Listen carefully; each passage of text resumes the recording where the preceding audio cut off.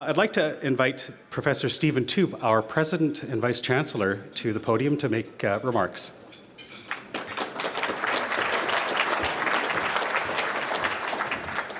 Thanks very much, Bud, and good morning to all of you. It's always an enormous pleasure for me to join with our brilliant student athletes, alumni, and friends of the UBC in the Okanagan. Thank you for being here this morning once again to support our student athletes. What a wonderful return on all of our investments, as Jill Festival made very clear just a moment ago. Well done. I want to begin by saying how very gratifying it is to witness the continued success of our athletes, both in competition and in their studies. Now, I know that in a few minutes, Deborah Buzzard is going to provide some statistical highlights to illustrate what I mean by that. But in light of the fact that we have Pierre Lafontaine from the CIS with us this morning, I want to make note of what I think was a highlight from this past season. I suspect that Jill and her teammates might agree that it's well worth noting that our women's volleyball team became the first UBC Okanagan team in history in any sport to qualify for a Canada West Championship. Now,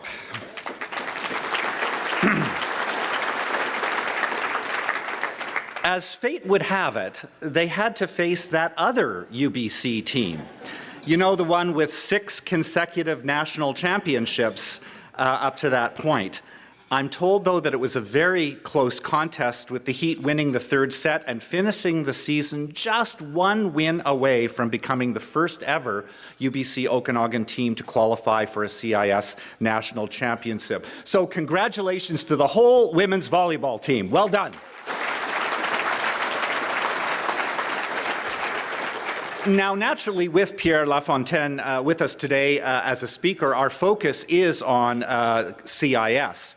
However, I don't want to overlook the outstanding achievement of our women's cross-country team, which currently competes in the Canadian Colleges Athletics Association, and this past fall won its first ever national championship.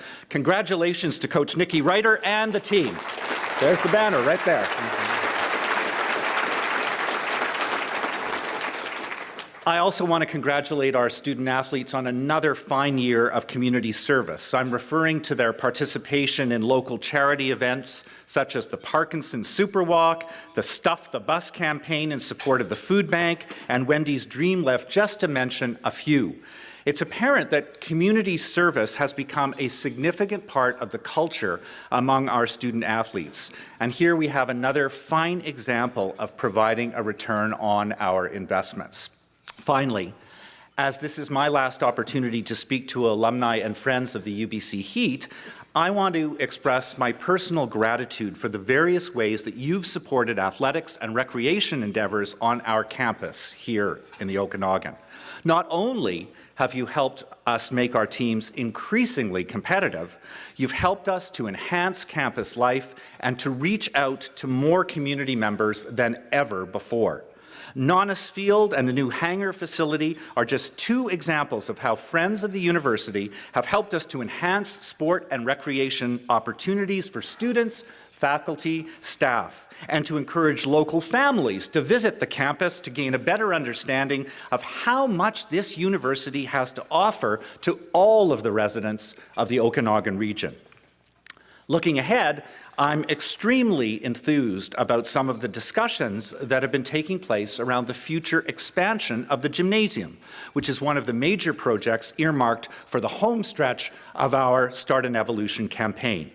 Just as one example, I know that there have been discussions about collaboration between athletics and recreation, the Southern Medical Program, and the School of Health and Exercise Science concerning research plans in the area of exercise and chronic disease.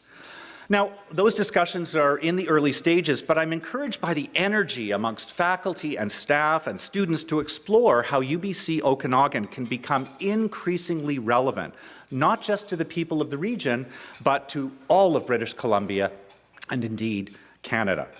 I'll certainly be among those watching for many more wonderful things to transpire right here in the years ahead, which I have a feeling will include a CIS championship banner in the not very distant future. In the meantime, on a personal level, I have had so many helpful and productive and enjoyable experiences amongst this great community. And the growth and evolution that the Okanagan residents have helped to achieve on our campus has been absolutely remarkable. So, thank you. Finally, I just want to take a moment to say how proud I am and have been over the last 8 years to watch our remarkable student athletes. So many academic all-Canadians, so many student athletes who exemplify those qualities of leadership, commitment, and passion that we hope all of our students will have the chance to experience. Our student athletes are our leaders on our campuses. They are the people who make the spirit of our university come alive. You do such a wonderful job, not just as athletes, but as great students, and more importantly, as great people. Thank you so much.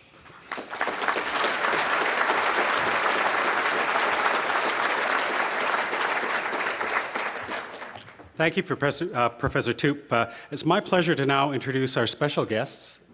On March 1st, 2013, Pierre Lafontaine started as CEO of Canadian Inter-University Sports, or CIS, as many of us know it. He has spent the majority of his professional career in the world of swimming, including serving as CEO and national coach of Swimming Canada since 2005. He's joined in conversation this morning by the inimitable Pat Kennedy, former sports director of CHBC Television and current managing director of the Central Okanagan Sports Hall of Fame. So I'll invite them to the stage. I believe this is the area. And I'll turn things over to you, Pat. Thank you very much. This is yours.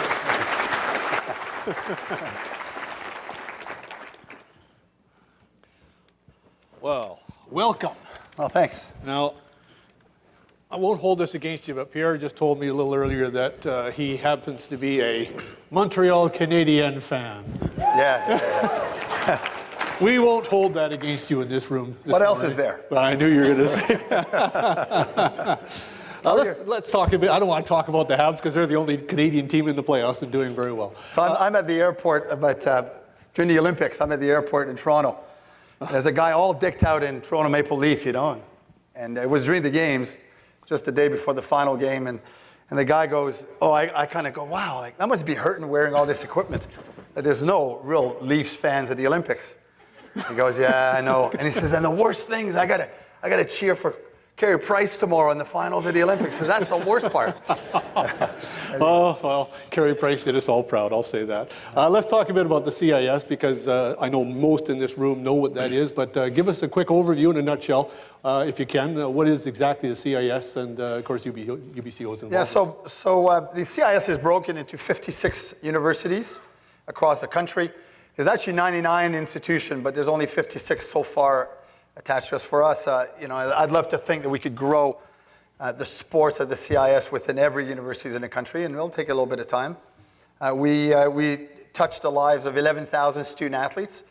A bracket that I don't really work with yet, but there's about 500,000 intramural students also involved in sports at universities that I don't really get involved with, but are also, I think, crucial into the life of the student at the university. We're dealing with 21 national championships. There's 4 regions, Canada West that we're in here. There's the OUA, which is Ontario. Quebec is called the RSEQ, and about 11 schools part of the AUS in the Atlantic provinces.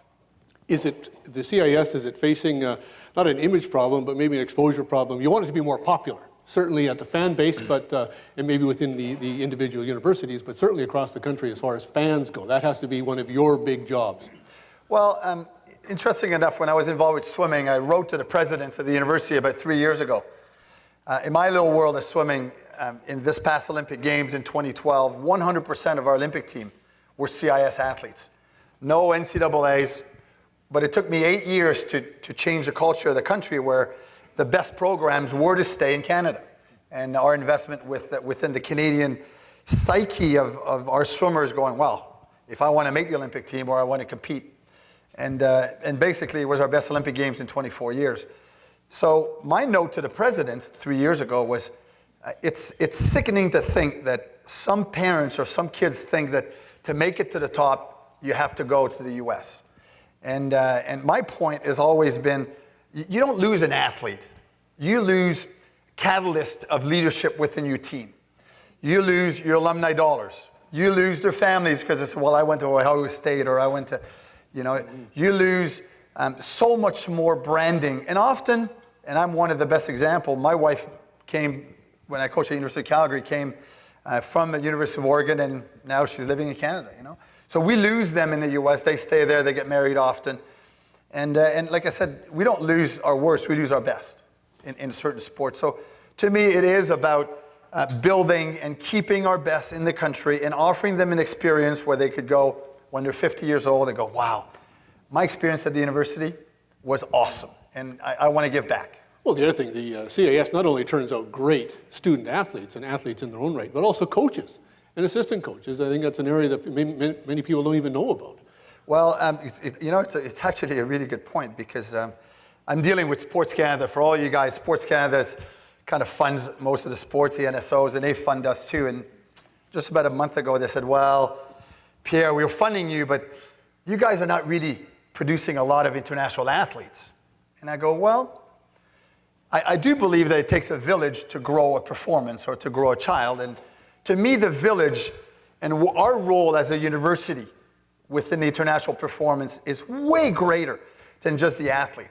And I'll get to the athletes in a bit. I actually told Jill earlier today that, she's a good volleyball player, but man, she should have been a swimmer. She's so tall, she could have dived into 50 free and touched the wall like this. Everybody should have been a swimmer, I know. But my point to them is that the capacity or the number of people on the Olympic team that are actually university supported.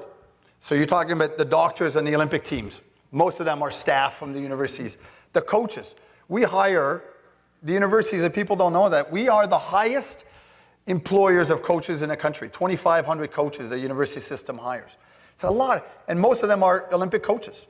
The support staff, physiotherapists, massage therapists. They all come from the university. So my point to the government was, stop looking at the little box that you got to tick. Like, we're the village.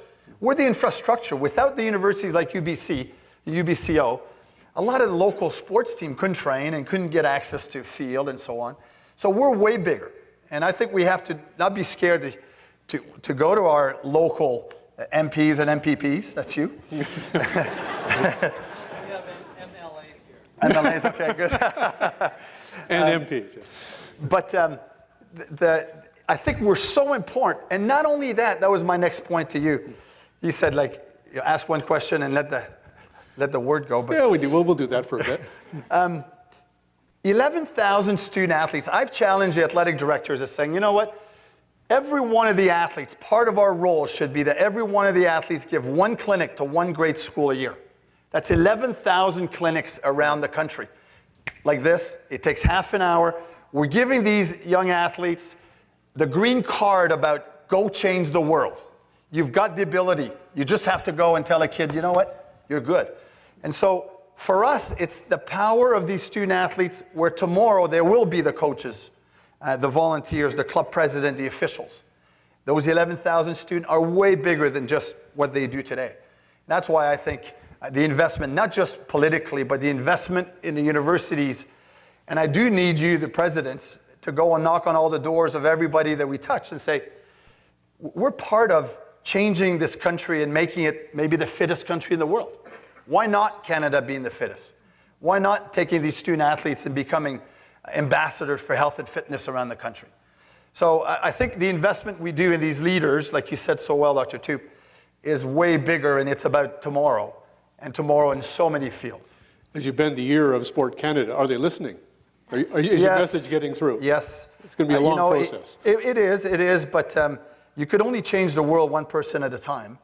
And so we're now, in the ears of Mr. Gasal and Mr. Sport, actually Mr. Harper, we're going to have him in our back pocket. His son just graduated from high school and is going to play volleyball either at Western or McMaster. So So maybe when I go and knock on the doors for scholarship funds from his federal government, he'll be better at hearing me, you know?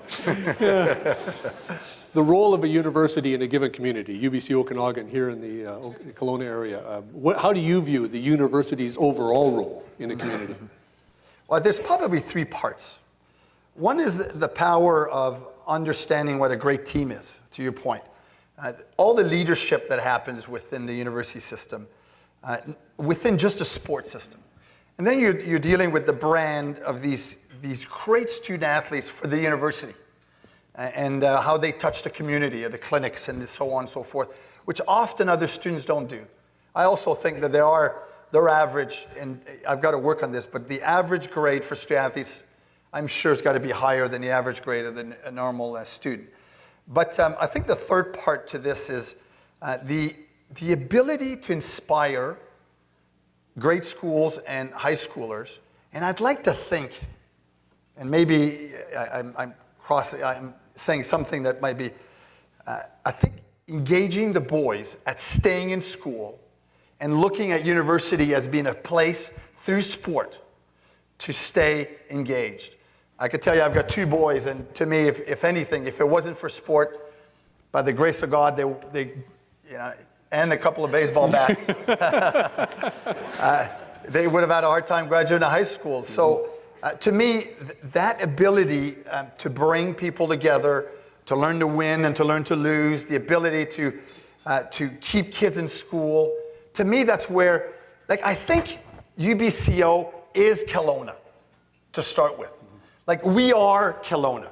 And every one of us has a huge role to play at making this community magical. Not just because you're in the mountains, but because, like, it's always like, how do we wow people going, wow, like, this is awesome.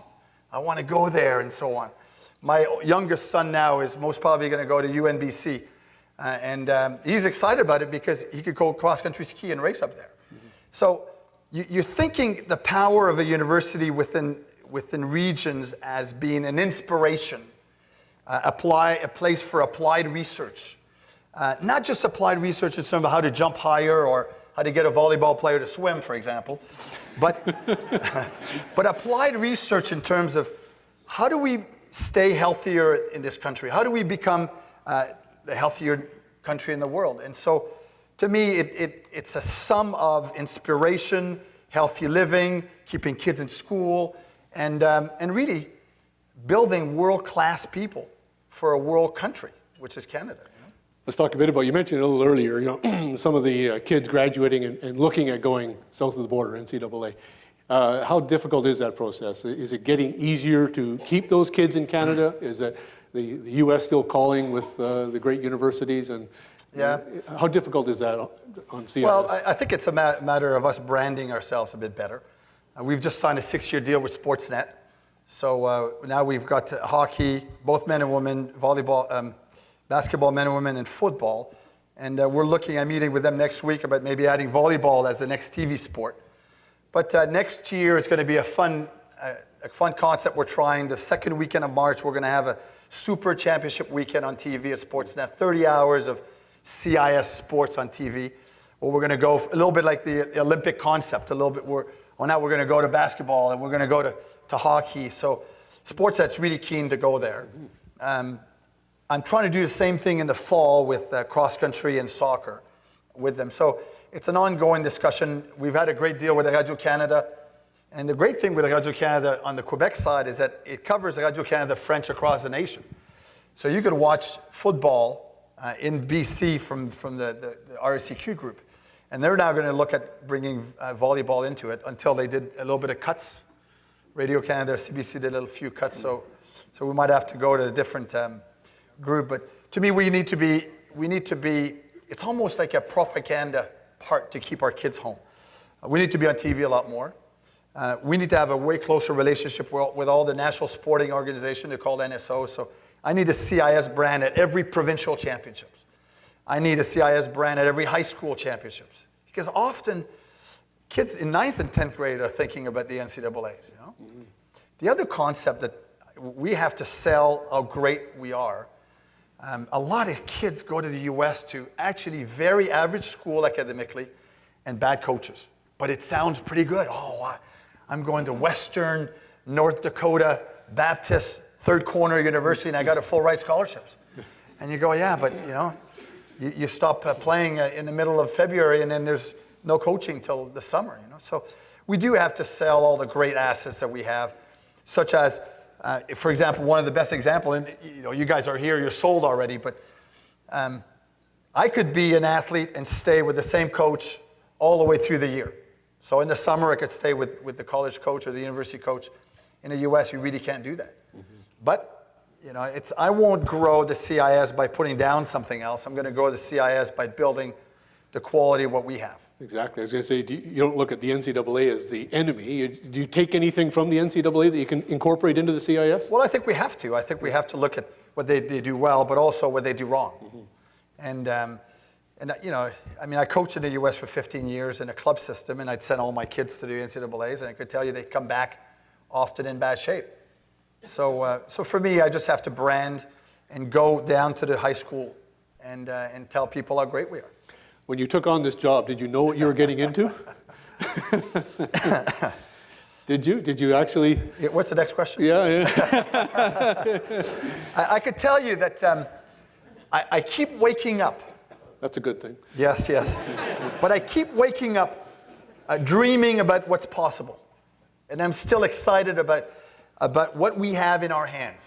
We do have roadblocks, and there is all sorts of things. But I also think that if the athletic directors could keep waking up excited like I am, we'll make it happen. I think there's so many good things, so many great people. We can change the world. We have the ability right here to change the world. Greatness don't come in special towns. They come in every communities. And I often, when I was at the Olympics in London, I saw on a bus sign, it said, you don't have to be big to be big. You just have to be big. And I do believe that, So you don't need to be 45,000. You could be a smaller school and change the world. We just have to get up with that goal, though. I would have loved to have been on the board that hired you. just listen to your job application. The interview process would be fun. Just think that if you just had more passion, we'd be okay. I know. But earlier to Dr. Toop's point, there's a couple of victories we did this year that I'm really excited about. One is we have a brand new strat plan. And the vision is really about inspiring, about being part. Your schools, your athletic directors, your coaches, and your student athletes be part of inspiration in this country. The second part is we're changing our governance to be a bit more of a governance-driven organization. But the third part is to wow our student athletes in thinking that this will and has always been the best part of their lives, the 5 years or 4 years at university. For me, my 8 years at universities. But I think that the concept of building a wow experience for the student athletes. The third part of our strat plan is really about being more visible, being everywhere, be part of the solution of the Canadian sports system. If one is building great people, is great. But I also want to make sure that if I have an athlete that's got a pathway to the Olympic and to representing Canada at the international level, we should be there also.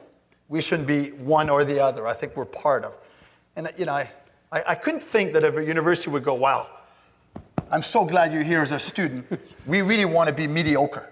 We don't want to produce Nobel Prize winners. I think what we are is about producing world and Nobel Prize winners in our art. And the fourth part is be totally part of the system of performance and inspiration, whether it's through grade school, high school, community work, changing lives for boys. These are the 4 pillars in our new strat plan that I'm really excited about. The second part, there was a rule at the CIS where if you were an NCAA athlete wanting to come back home, you had a 1-year penalty. It was like 15 years. And I remember going to the board going like, why are we punishing our own people? Like, this is crazy. And so that got voted basically 100% to say, you know what, maybe somebody goes down there and goes, that wasn't very good. I want to come back home. And And so we were able to abolish this. The third part that I think we're coming along well is we've got a new pilot project to start with the women's hockey high performance, where every school to a cap, just like professional team, you could offer a full ride scholarship to an athlete if they want to stay in this country, and see if that works, if that's what helps us keep kids at home. And so we're going to have a go for 5 years and see if that works. And we have metrics to it, but Hockey Canada is really excited about the possibilities. Hopefully we'll get more private donors wanting to get involved in this. All of this started simply, and tell you a little personal story, but when I moved to Canada in 2000 and late 2005, early 2006, my kids had never seen snow before. I lived in Arizona and I lived in Australia. So we come here and basically you have to visualize this setup. I live outside of Ottawa in Gatineau Park, and too late. We get here late May, early June. Too late for soccer registration. My kids then are 10, 12, 14, 16. And the coach next door, the coach says that, well, I'm a biathlon coach. And my two boys go, biathlon? Like, what is that? Like 10 and 14. Mm-hmm. And he says, well, you ski, and then you take a gun and you shoot. And the boys say, okay, how do I sign up? And so they got into to biathlon, and within a year and a half, the oldest boy won the Quebec Cup for the 21 and unders, and he was 16. And the Biathlon Association said, oh, well, your kid's really gifted. He needs to move to Quebec City. And I go, what do you mean he needs to move to Quebec? Well, that's where the National Training Center is. And I go, there's no way I'm going to, So we actually started a really high-performance biathlon program in the Gatineau Park, cut through a mountain, and now we host international events there. So I guess my point is this, is we don't want to lose our best kids to the U.S. We need to invest in keeping our best at home, because they become catalysts for so many other reasons, including inspiration. And so, to me, it's worth the battle, and it's worth my investment in trying to make a difference, because if you save one life, you save a world. And so, if we keep 10 or 20% of our best kids from going down south, it's going to snowball effect. Our programs are going to be better, deeper, more competitive. They'll bring more TV. And you know what?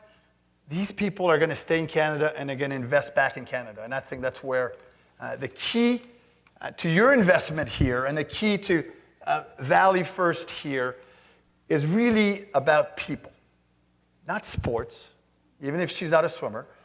It's about people. And people change the world, not things. And I think, to me, if we give them the power and allowing them to make the difference, it's going to happen. The investment is maybe a little longer. It might be in 20 years from now when they have enough confidence or enough relationship within the business world. But you know what? We have an amazing, untapped product, which is the CIS. We shouldn't be 11,000 students. We should be 11,000 plus the 5,000 are in the U.S. We should bring in the intramural kids that actually will be tomorrow's leaders and coaches and volunteer work also, because of the great experience at the university. We have to bring the family together to, I had a chance to live in great countries, in the US and in Australia, and I could tell you that I'm prouder today, and maybe because I was away and I come back, I was prouder today to sing this national anthem than I was anywhere else, because we have an amazing country. We just have to keep fighting for it. We can't, as soon as we sit back, we're going to lose all the greatness that we have. So, Pierre, thanks. I can't imagine the CIS being in better hands. Well, thank you. Thank you. Thanks, everybody. Yeah, good.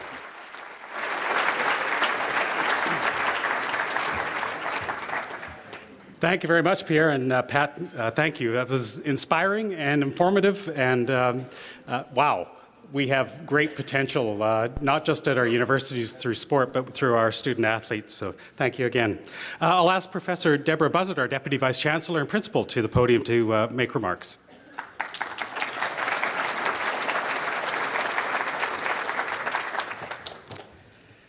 Thank you, Bud, and thank you, Pierre, for absolutely inspiring remarks. We are so happy to be a member of CIS. And thank you, Bud. I want to thank everybody, in fact, here today for coming out for what is, I believe, our signature event, our Valley First UBC Athletics Scholarship Breakfast. For 9 years, Valley First have been our partner in the event, and I thank them enormously for their ongoing and generous support as title sponsor. Really, it is transformative for our institution, so thank you very much.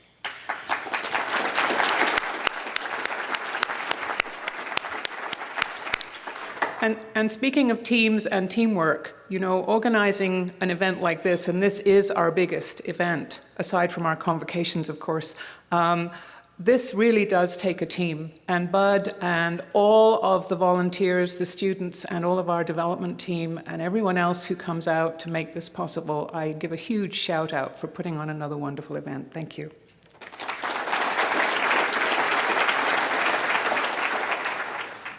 Really, this is about our athletes, and I'd like to congratulate our student athletes, their coaches, and everyone who's had a role this year in the achievements of our team, competing in basketball, volleyball, soccer, cross-country, golf, and rugby.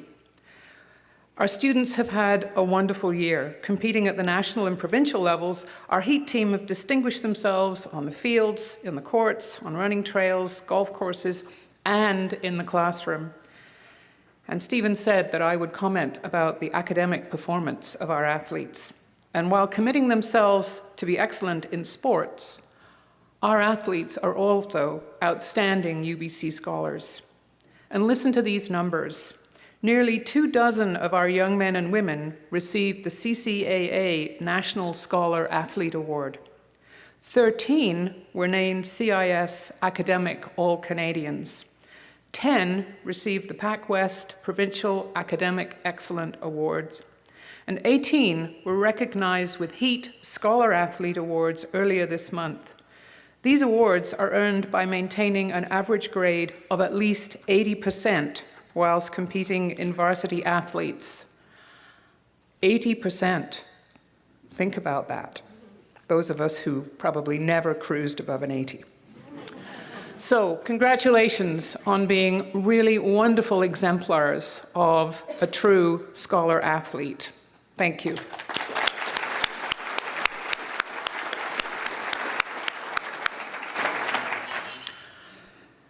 By purchasing a ticket or a table for this morning event, you are directly contributing to the development of student athletes who make an enormous difference at our university, in our community, and in competition. And you've heard in so many ways today already about how they do that.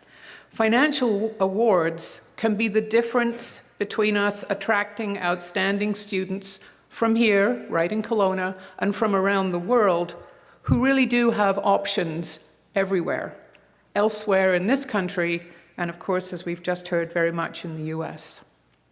The endowments supported by this morning event help us make those kinds of awards possible. And you realize, of course, that the more we can support our students, the better our students will be able to do. Through their achievements in provincial and national competitions, and through their dedication in practice and their perseverance on long journeys, and I say longer than ever with our entry into Canada West, and through their service and involvement in the community, our student athletes show us every day that your support leads to tremendous outcomes. It creates the leaders and scholars who make us immensely proud today and who will be part of building this community and this country in the future. Our ability to support the aspirations of these students and to build our competitive strength is a direct result of the support that we have received from everyone in this room. And on behalf of our student athletes and our entire university, I thank you from the bottom of my heart for your continued support. Thank you all very much.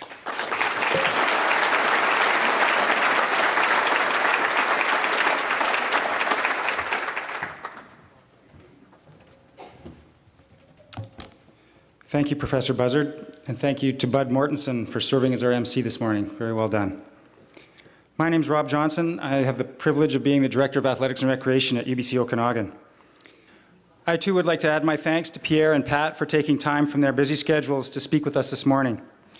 A special thank you also to Professor Toop and Chancellor Morgan Sylvester for their support of our aspirations and programs over the years. I also add my congratulations to our wonderful women's cross-country team for winning the national championship. A number of years ago, when we started this breakfast, I joked that we were going to pursue our big brother in Point Grey in terms of national championships. The women's cross-country championship is number 4. I think they're about 85 plus, so look out, we're on your tail. They did have, as I constantly remind myself, a 100-year head start. So I also want to say thank you on behalf of everyone in the athletics department to our title sponsor, Valley First. It's very much appreciated your ongoing support, and it has been a tremendous relationship, and we very much value it. And thanks to everyone here today for getting up so early to join us on this rainy morning. Most importantly, this tremendous show of support for our student athletes at UBC Okanagan. We're sold out again this year for 9 years in a row, and we are very appreciative of that. Thank you. I want to also thank the companies and individuals who've made generous commitments to student athlete financial assistance. Valley First, the Capri Insurance, the Coast Capri Hotel, the Yanni family, Ian and Laura Cull. These commitments are a tremendous help to our coaches as they recruit top academic students with the athletic ability to compete for UBC Okanagan. In closing, I'd like to express our appreciation for our breakfast sponsors, our title sponsor, Valley First Credit Union, event sponsors, SW Audiovisual, the Trophy Den, Avalon Party Rentals, and the Coast Capri Hotel, and encourage you to support them as they support us. Big thanks especially to our guest speakers, the Breakfast Organizing Committee, Ceremonies and Development Offices, and the many Okanagan campus staff for their work and dedication in the preparation of this event. Again, thank you to everyone who joined us this morning. Your support is greatly appreciated, and thank you for helping us keep our top Canadian student athletes in Canada. We hope to see you again next year, and have a wonderful day. Thank you.